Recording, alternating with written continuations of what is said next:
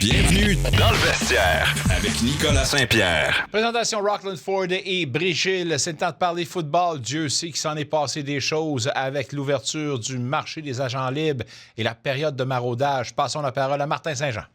Membre fondateur d'un des podcasts football les plus populaires dans la francophonie, premier les buts, il est tellement bon qu'il est une des bonnes connexions de Mathieu Bergeron. Jason NFL avec Martin Saint-Jean. Ah, Martin, mes hommages. Un gars qui a certainement eu beaucoup d'attention passée depuis hier, en fait, avec tout ce qui se passe dans la NFL, des joueurs qui changent de place, le marché des agents libres pullule en ce moment. On peut-tu commencer par Tua Tagovailoa?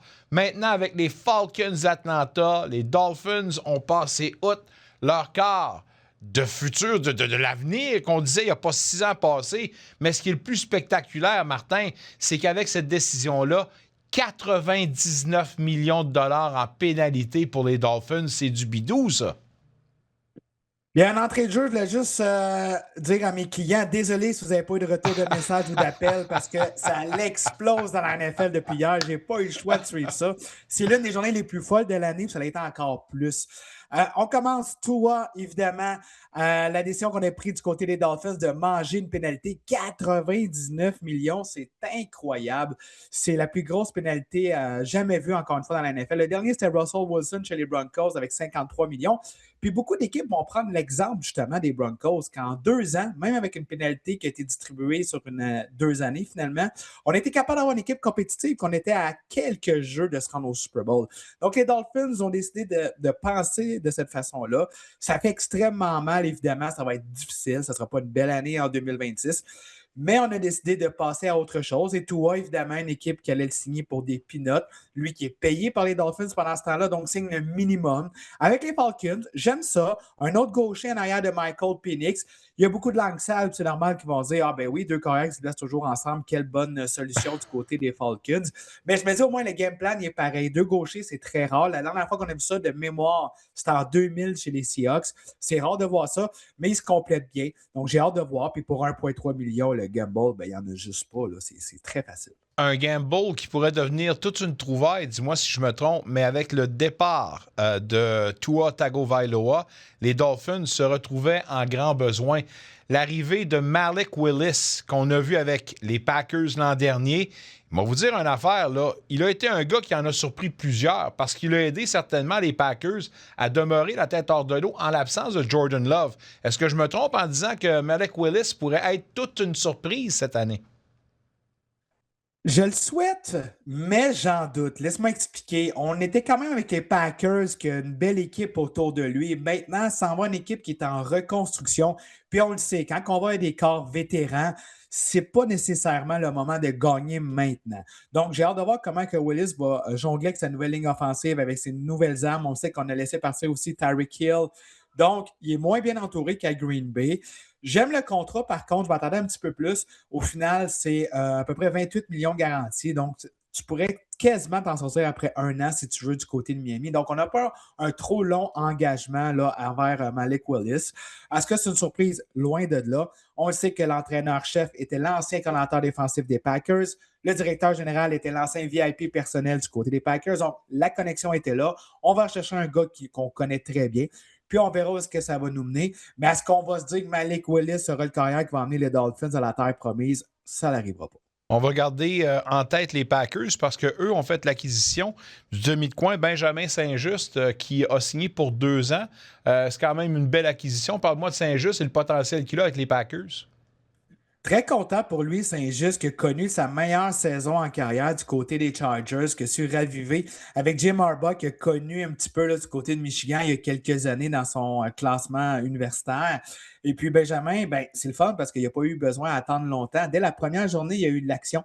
On parle qu'il y a eu quelques équipes qui ont rentré en contact avec son agent et puis il a décidé d'accepter l'offre, celle des Packers. Donc, une belle majoration du côté salarial, puis un engagement quand même intéressant du côté des Packers. On a aussi libéré Nate Hobbs, un autre demi de coin. Donc, on se dit Benjamin va faire partie vraiment de la rotation. Il ne sera pas seulement sur les unités spéciales, mais bien un demi de coin qu'on va employer sur la défensive, peut-être troisième ou quatrième. Donc, très content pour Benjamin. Très hâte de le voir. Puis évidemment, ça va amener des Québécois à peut-être avoir le goût de voyager à Green Bay cette année. Une grosse pointure qui vient de changer de camp des Raiders. Il passe maintenant aux Ravens de Baltimore. Max Crosby, un joueur qui est craint et un joueur qui sera certainement une grosse acquisition, je le crois, pour les Baltimore Ravens. C'est la plus grosse acquisition, puis c'est pas un agent libre. Il a fallu payer très cher pour l'avoir. Puis on le savait, en fin d'année, ça a été nébuleux la situation parce que les Raiders clairement voulaient perdre. Crosby voulait absolument jouer. On l'a placé sur la liste des blessures à longue durée, alors que oui, il était blessé, mais lui, il voulait quand même jouer les 2 dernières rencontres de la saison. Donc, ça a commencé que Crosby, ça ne tente pas de passer à une autre construction avec Vegas. Et puis, on a reçu la Lune, on ne se le cachera pas. 2 choix de première ronde pour un joueur de 29 ans, c'est énorme dans la NFL.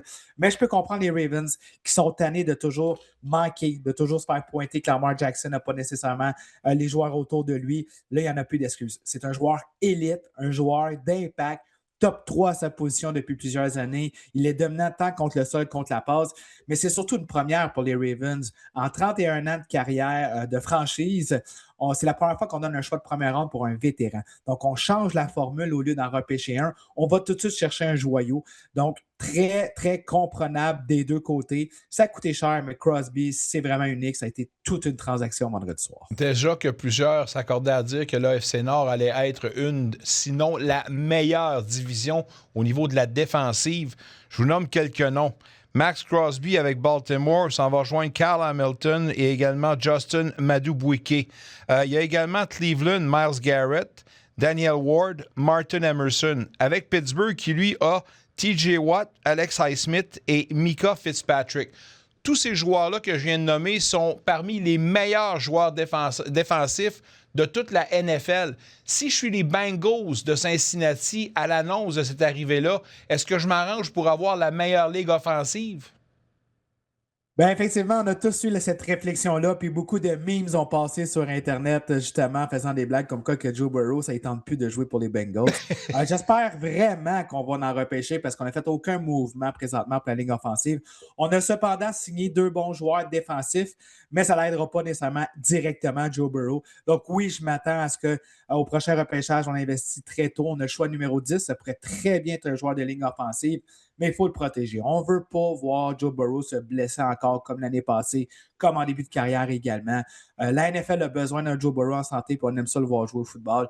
Donc, avec ces gros éléments-là dans une division très féroce défensivement, il faut effectivement le protéger. Les Jets qui ramènent Geno Smith, t'en penses quoi? Ah, j'ai fait comme tout le monde, un petit émoticône de pleurs. Hein? Ça finit la boucle pour Geno, qui revient là où il s'est fait repêcher.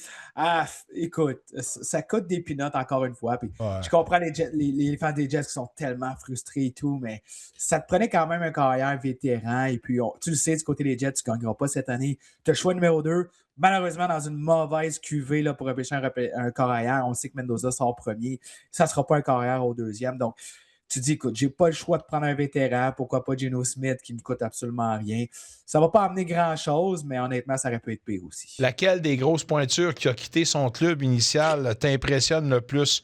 Mike Evans à San Francisco ou Kenneth Walker III qui s'en va avec les Chiefs? Je dois t'avouer que Mike Evans qui quitte les Buccaneers après 12 ans, c'était pas dans mon livre. Honnêtement, j'étais certain qu'il jouerait toute sa carrière avec cette équipe-là. Il est tellement, mais tellement impliqué en dehors du terrain. Tout le monde l'aime. C'est un modèle. Carrière phénoménale où est-ce qu'il y a eu 12 saisons justement de suite avec 1000 verges et plus en saison régulière. Tellement aimé par tout le monde, mais ça a été vraiment sa décision. Parce que les Buccaneers étaient prêts à égaler l'offre, peu importe l'offre. Ils offraient même plus d'argent. Il ne va pas dire exactement le pourquoi. Il y a plusieurs facteurs qui l'ont amené. Probablement qu'ils pensent que les Buccaneers n'ont pas assez l'équipe pour gagner le championnat et a décidé d'aller chercher San Francisco. Donc, wow, très belle acquisition du côté des Niners. C'est rare dans la NFL qu'on va dire une acquisition d'un joueur de 13 ans et plus qui va donner un impact, mais lui, je crois vraiment qu'il va avoir un impact. Un Christian McCaffrey en arrière, un George Kittle qui est toujours là, d'ailleurs, il a tweeté tellement qu'il était heureux que Mike Evans débarque. Puis là, tu as un vrai deep threat en Mike Evans. Les Niners, ça restera toujours la question, on est-tu capable de rester en santé? Mais c'est toute une acquisition. Fait que je te répondrai Mike Evans, mais oui, Kenneth Walker va avoir un gros impact du côté des Chiefs. Belle signature. Juste que je m'attendais à ce que Walker quitte les Seahawks, mais je ne m'attendais pas que Mike Evans quitte les Buccaneers. Oui, puis un retour qui était confirmé, Travis Kelce, qui sera de retour avec les Chiefs pour une 14e saison. Bonne nouvelle pour toi? Absolument. Ben, j'espère juste que ce ne sera pas encore notre team numéro 1. L'année passée, on a dit non, ça va être Rashee Rice après sa suspension. On va en donner plus à Worthy. Worthy a connu une saison là, très difficile. Rice a été bien par moment, mais encore d'autres fiascos en dehors du terrain. Donc, j'ose croire avec le choix numéro 10 puis la signature aussi de Kenneth Walker qu'on va jouer peut-être plus au sol, qu'on va utiliser Kelce à des...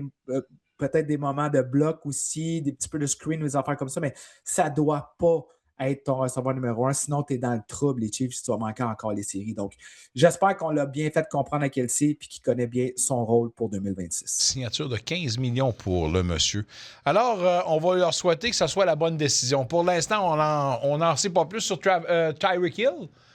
Tyreek Hill s'en va où, lui? Pas encore. Non, Tyreek Hill, ben, ça peut prendre plusieurs temps parce qu'il est encore blessé et on ne sait même pas s'il va jouer en 2026. Donc, d'après moi, ça va prendre encore quelques semaines. Oui, les Chiefs, la connexion est là, mais je pense que c'est pas là. Puis, rapidement, pour moi, peut-être la plus grosse signature, le plus gros impact, c'est simple.